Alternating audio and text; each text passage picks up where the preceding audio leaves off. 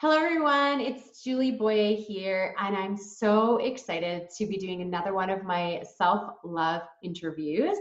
I'm welcoming business coach Amy Englemark today. Hi, Amy. Hi. I'm really excited to be doing this. This is actually our second video interview. We were introduced through this organization called Nanaimo Women Business Network. And Amy was our guest speaker a few days ago here in Nanaimo on Vancouver Island. And what's great is that, sometimes when you get a keynote speaker, you don't even get a chance to talk to them before the event starts or even after. But I had the pleasure of briefly interviewing Amy to sort of promote the event. And then we got to drive together to the event, and we just had this time to connect and get to know each other a little better, which I really enjoy. Amy is just such a wonderful woman with a beautiful presentation style. Her presentation really brought up a lot of questions for me and actually made me think, and I'm going to make some changes based on what Amy shared, but I'll get to that in a little bit after she introduces herself. But that's such a mark of a beautiful keynote speaker, is that you leave thinking, I want to take action and I want to make changes. So, Amy, I got to hear your story. I know a little bit about you, but to those who haven't had a chance to meet you, could you share a little bit about your story and how you became a business coach? Sure. I will start, and I've told you this, but for the people who are listening and don't know me, I would say my coaching journey, like how I got into the profession, started when I was actually interested in motivational speaking as a teenager, and I have clippings of all of these speakers, which definitely ties into my coaching work. It's just a different way to present the coaching. And when I was 18 or 19, I went to Thailand, and I was very interested in other cultures. And the position that I held at that time, the job that I held, was a translator and a research assistant. I had previous experience with Canada World Youth. It's a youth exchange program. So I was with a host family over there for 3.5 months, and they spoke no English. So it was total immersion, and that really honed my speaking skills. That was my first opportunity. And then when I went back there and started learning the language on a deeper level, it took an immense amount of stretching of my listening skills. We were talking about that, Julie, and how that directly correlated with the depth of listening that I do every day with private clients now. I learned in Thailand how to pick up on certain things that I couldn't if I knew how to speak the language completely fluently. Body language, silence, things that are not being said, even, like, strangely enough, it's not strange for some people, but tapping into my intuition more to pick up on things that aren't to do with body language, aren't to do with pauses, aren't to do with the spoken word, but it's like this sense you have about someone. All of those skills were really honed in Thailand. And then when I came home and shortly after got married, I realized I want to do work with people that is deep work, that transforms their lives, that transforms their marriages, and then eventually got interested in helping people transform their businesses. Whether it's a small business owner and they're looking to scale their business, or whether it's quite a large scale business and they want to increase their profit but maintain a really happy marriage, or maintain a fulfilling spiritual life, or health, be able to have vibrant health. So my focus getting into professional coaching is on those three categories: health, wealth, and happiness in all areas of life. And I mean, once you have the three aligned, I think we do get to create an amazing and successful and beautiful life. Mm-hmm. You mentioned about listening. And I think for so many of us, that is such a gift to have someone who's just being present and listening. Sometimes that is what we really need, is that gift of someone to just be present and listening without an agenda, without wanting to share their story, without jumping in and having a solution right away. That's a really incredible gift that you honed, as you said, during this sort of unexpected time that turned into coaching. It's funny you mentioned motivational speaking. My very first business was called Motivation for Life, like with the number 4. And that was because I wanted to be a motivational speaker, but I was like, I don't know how speakers make money. So I wish we had met all those years ago, because I would have learned a little bit more about coaching, because I didn't even know it existed as a career at that time. And I really, what I find interesting about your story versus a lot of the other people that I've connected, it really is something that you kind of had within you all this time, and it brought out through the experiences that you had, and you really embrace this as a career and a profession. And I think that sets you apart from a lot of coaches who, there's not a comparison, it's just different. A lot of people transition into coaching after having, challenges in the corporate world or whatever, but you really embraced your gifts and then found the career that's aligned with that. So you work with, I remember and recall from your introduction that you also work with specific groups of people. So who do you generally work with? Yeah, sure. So I work with the 2 main people groups that I work with, which are, it's still broad, but it's specific in its own way. So I work with physicians. They could be specialists like obstetricians, or they could be family doctors. And then I also work with business owners or leaders. And what I mean by leader is maybe they're in a director role, or they're a CEO, but they don't own the company. Okay. They're still in a leadership role where they're responsible for a lot and they have a team to manage, which poses its own challenges. Okay. I find it interesting too that you work with physicians, because you spoke to our group about boundaries, and I feel like physicians would be a class of people that would really struggle with boundaries and balance and life, and throwing themselves into their work and family suffering. So is that kind of what got you into this work around boundaries? Was it the work that brought out the work around boundaries, or was it you wanted to share that message and you found the audience that was receptive to it? Okay, so I think that one probably, I really believe, I don't always like this truth, but I really truly believe that a lot of the time what we teach, we've either learned ourselves and we've needed it, Okay. or we are learning it ourselves. Sure.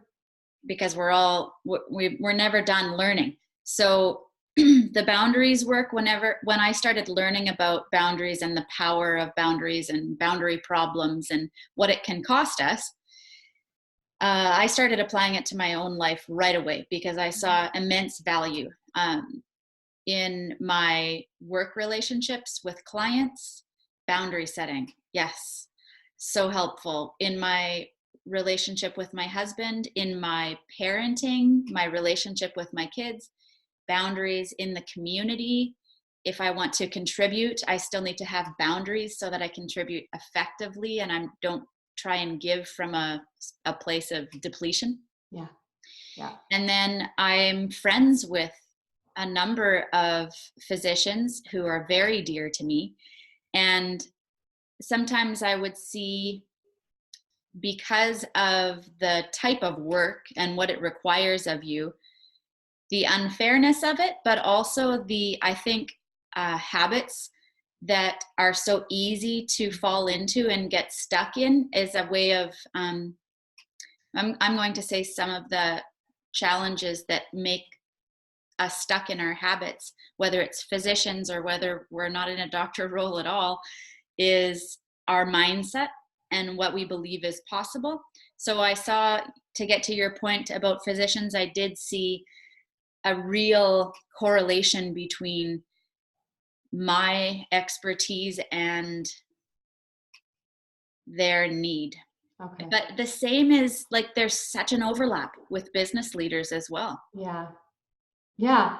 And the nice thing is we're starting to see a shift of, it's no longer acceptable, or I feel that it's getting there, no longer acceptable to sacrifice sleep and family and everything else in your life for the sake of work, because that does not, for most people, that does not lead to, like you said, health and happiness and all of these things, that when we sacrifice to get ahead, where are we getting ahead to, right? And this work that you do around boundaries, I think links back to really self-love, right? So self-love, to me, I think one of the foundations of self-love has to be around creating boundaries, which is why I wanted to connect with you. So can you tell me, sort of in your work, in your way of thinking, where is the connection with self-love and boundaries? Yeah, sure. I'm just going to make a note quickly of something. Sure. I wanted to speak to, you said it's no longer acceptable to sacrifice sleep or other things for the sake of, let's say, success. And I'm going to argue that it still is not only acceptable, but applauded. Well, I hope that I want to be part of that change. You know, the people that I'm listening to. And I know, and you are, Julie. Yeah. You are a part of that change. Terrible. And yeah. I'm just saying that I think that the reality is that we as people need to push against the cultural norm that says you're such an incredible hustler because you only need 4 hours of sleep and you can live off of that for a month. And that makes me upset and really bothered, which makes me push into boundaries even more and help people see what the cost is of thinking that way. Yeah. So I could go on a rant for a while about that. Well, but it robs us, lack of sleep robs us of so many things. And what I've noticed is, even in my own life, even one night of not good sleep changes the way that I interact with my daughter. So I homeschool. So I'm with my daughter a lot. And if I haven't slept well, and I say, you know what? I know that I'm being short with you right now because I didn't get good enough sleep. And it's not an excuse, but I want you to be aware that I'm not feeling myself today because I'm tired, and it's coming out as frustration towards things that wouldn't bother me otherwise. Mm-hmm. So I do hope that the work that you're doing, the work that I'm doing, the work that we're seeing more, you know, Ariane Huffington is a big proponent now of sleep and how dangerous it is to be sleep deprived.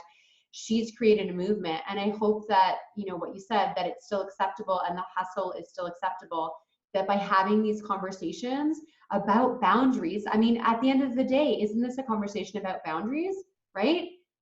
It is.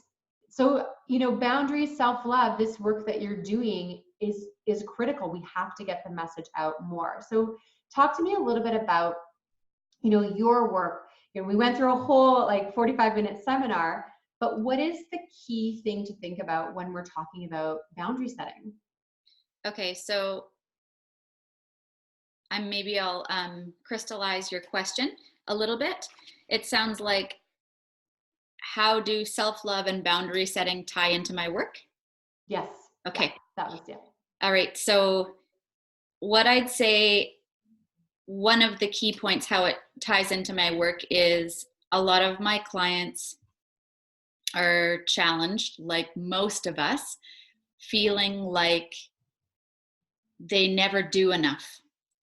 And which is laughable because they're some of the most generous people I've ever met and some of the most hardworking, but also what undermines that feeling of enoughness is a sense that my value is tied to how much I give. And so if I don't say yes to you, then that means something about me. And then I'm hard on myself. Then I put pressure on myself. I'm heavy on myself, which is a big challenge for people. So I would say that the self-love part comes in when people start to realize how much they've accomplished already, and that there never is this point they're going to reach of enoughness unless they see themselves as already whole and amazing and adequate, all of these complete words inside, because you can't create it with your actions. You can't almost like affirm to the world how worthy you are of taking breaks and resting without feeling guilty. So it all starts with how you view yourself. Yep. So that you don't go and try and create this image of yourself as amazing, because you don't need to. It doesn't have to come from that stress or pressure to prove yourself, because you already view yourself as enough. So I really believe that sometimes we cross our own boundary lines and we trespass on ourselves by giving way too much from a need to prove ourselves. I really resonated with that, with sharing about giving too much and the need to feel worthy and accepted and to have reached success. Mm-hmm. And I definitely struggle with that. I've been in business for 14 years. I'm like, I thought I was successful. And then I'm like, but maybe I'm not. I don't know. Because whose successful bar am I trying to reach? That is the question.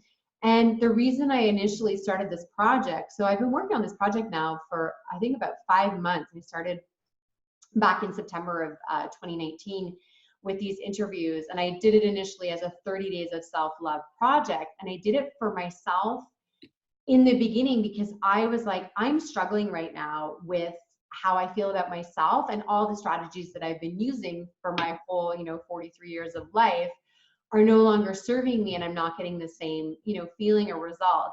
And so I started this project to kind of start to shift some of those things that you were talking about, some of those ways that my boundaries were being, totally, I was allowing people to walk all over my boundaries. And I'm not a person who, I don't allow people to walk all over me, but I do feel like I'm not clear enough about boundaries, and I'm also not clear enough about connecting with others and helping myself to understand their boundaries. I think that's something that you brought up at our seminar that really hit home for me. So can you talk a little bit about that point about, these invisible boundaries that people are carrying? How do we have these conversations to find out what the heck these boundaries are? Okay. So for one, I just want to start out with, I will give a short description of what I taught on, so people can hear what went on, and they can contact me later if they want more info. But I want to mention that even when we're trying to find out what other people's boundaries are so that we don't cross them, sometimes they won't be honest with us. Right? They're going to say, oh, it's okay for you to do that, or it's okay for you to come over at any hour of the night, or I don't mind if, I don't know, you ask me to do this 10 times a week, because they don't want to disappoint you. And so they are actually the only one who can show you their boundaries when they want to. But sometimes they're going to have to go through a long learning process before they're willing to stand up and respect themselves. So let me share with you what I think you're talking about. I think you're mentioning the 3 different types of unhealthy boundaries and what they look like in a person. Mm-hmm. Okay. Yeah. So there's one type of person who says yes to too much. And they do it out of guilt or obligation, or maybe fear of rejection or judgment or abandonment, or maybe they're afraid that,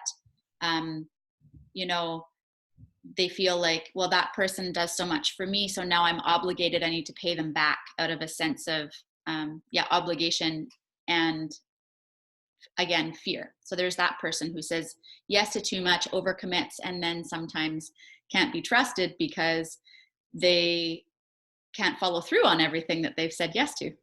So it actually backfires. The second person is the one who doesn't respect other people's boundaries. And even when someone's been clear about a boundary, even though it's invisible, they don't want to respect it because they don't like it, because they don't have healthy boundaries themselves. So they don't even understand how it works. Sometimes it's intentional and sometimes it's not. And then there's the third person who doesn't know how to let the good things in. During the presentation, I talked about how invisible boundary lines are like a fence around your property. Dr. Henry Cloud and Dr. Townsend talk about this in their book called Boundaries. If you haven't read it, Julie, it's awesome. I'll link to it for sure. Thank you. So it's like an invisible boundary line, like a fence around your property, and it's meant to keep the bad out and the good in. And some people have such strong or strict or inflexible boundaries that they're not comfortable letting people help them. But what's true in this life is we know when we give a gift, we also like to receive gifts, and the giver is blessed when they get to give the gift. So we're not meant to walk the road of life alone. We're meant to let the good in to help us. Instead of thinking we have to carry the pressure of the world on our shoulders and our shoulders alone and toughen up, suck it up, you should be able to do it. So that's the third unhealthy boundary setter, is the person who doesn't let the good in and doesn't receive help well. And there's many reasons for that. So if I didn't know if you wanted me to go into what we're responsible for or how deep, I don't know how much time we have. Yeah, I think that already is going to help a lot of people to even recognize where their boundaries are. Amy, I really appreciate actually how much you've shared with us today. I do recommend that people connect with you to learn more about what your keynote looks like, because some of the stuff you teach seems so simple and so obvious, but it's actually extremely profound because it's stuff that we just don't do, and we could do it. Now, I believe you have a retreat that's coming up. So depending on when you're listening or watching, can you share a little bit about what that's going to be? Yeah, sure. Briefly, it's called Refuel, and it takes place in Tofino at the I'm not quite sure the location yet. I'm just finalizing that. At the end of May, the last weekend, I believe it's the 28th, 29th, something like that.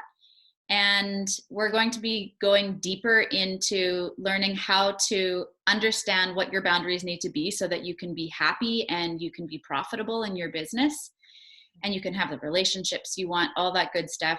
But how to feel good about setting the boundaries too, because that's the next step. You could set them and still feel like crap and guilty and not good. So we'll help you learn how to do that, and then also delve into how can I stop over managing and be able to trust people and let go of control. So that will help those of you who are parents or lead a team. And then I'll jump into helping you create your ideal business lifestyle, balance between health, relationships, social life, marriage, and also a profitable business. And the steps that you need to take so that when you leave that weekend, you can get right into work. So you can get into that for, I believe the minimum is $397 plus GST. Okay. And there's 10 spots available. So if you're interested, you can get in contact with me through my email or through my website contact page. And I'll share my email is coacha, COACHA @amyenglemark.com, but we can put that underneath this video.